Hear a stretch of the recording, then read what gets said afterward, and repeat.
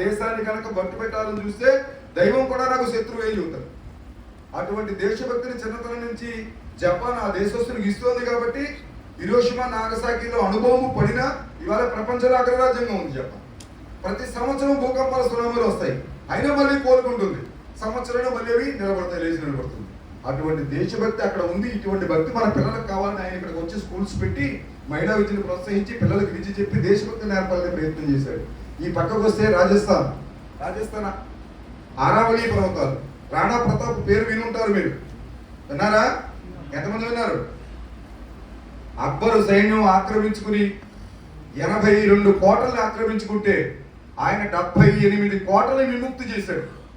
అటువంటి మహానుభావుడు తన కోటని ఆక్రమించుకుంటే అక్బరు, నేను మళ్ళీ నా రాజ్యంలోకి వెళ్లే వరకు పట్టుపరుపులు మీ పడుకోను, కందమూలాలు తింటాను, అడవిలోనే జీవిస్తాను, క్షురకర్మలు చేసుకోనని చెప్పి ఆయన ప్రతిని పూరి ఆయన బిల్లులతో సైన్యాన్ని తయారు చేసుకుని బిల్లులు కూడా ప్రతిజ్ఞ పెట్టి ఆయన అడవుల్లోనే ఉండి అడవుల్లో పిల్లలు అన్నం లేక ఏడుస్తూ అమ్మని అన్నం పెట్టామా అంటే గడ్డి నూరి రొట్లు పెట్టి తయారు చేసే పిల్లలకు పెడుతుంటే తెల్లైపోతున్నాం అమ్మ అంటే, నాన్నగారు రాజ్యాన్ని సాధించిన తర్వాత ప్రజలతో తిందాం మనం భోజనం పంచపక్ష పర్వణాలు, అప్పటి వరకు ఇదే మన భోజనం అని చెప్పి ఆ విధంగా అడవులే ఆశ్రయములైనను ఆకులలములే అన్నమైనను మొగలు పాదుష గుండెలదరగా జీవితాంతము పోరు సెల్పిన వీర రాణా తెలుపునేమని జాతి శ్రేయమి చేయమోనని.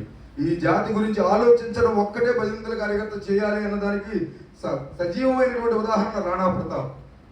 అటువంటి మహానుభావుడు పుట్టినటువంటి ప్రదేశం, మధురాని లాంటి దేశభక్తురాలు పుట్టిన ప్రదేశం. భర్త యుద్ధంలో ఉంటే కొత్తగా పెళ్ళైన భర్త తన మీద దృష్టి పెట్టి యుద్ధం చేయలేకపోతున్నాడని తను ఎలా ఉన్నాడో తెలుసుకుని బహుమతి ఇచ్చి పంపించమని 2 సైనికులు యుద్ధం మధ్యలో పంపిస్తే, నా భర్త దృష్టి యుద్ధం మీద లేదు కాబట్టి చుడావత్తగా నేను ఏదో మంచిగానికి ఇస్తేనే ఇతని దృష్టి యుద్ధం మీదకి వస్తుంది, రాజ్యం కాపాడబడుతుందని ఒక పళ్ళెం తెచ్చి సైనికుడి చేతిలో పెట్టి ఇంకొక గుడ్డ తీసుకొచ్చి ఇంకో సైనికుడి చేతిలో పెట్టి, నేను ఇచ్చే బహుమతి గుడ్డ కప్పిన భర్త కమ్మని చెప్పి లోపలికి వెళ్ళి కత్తి తెచ్చుకుని మెడ నరుక్కుని ఆ తలకాయ వచ్చి పళ్ళెంలో పడితే ఇది భర్త కమ్మని చెప్పింది.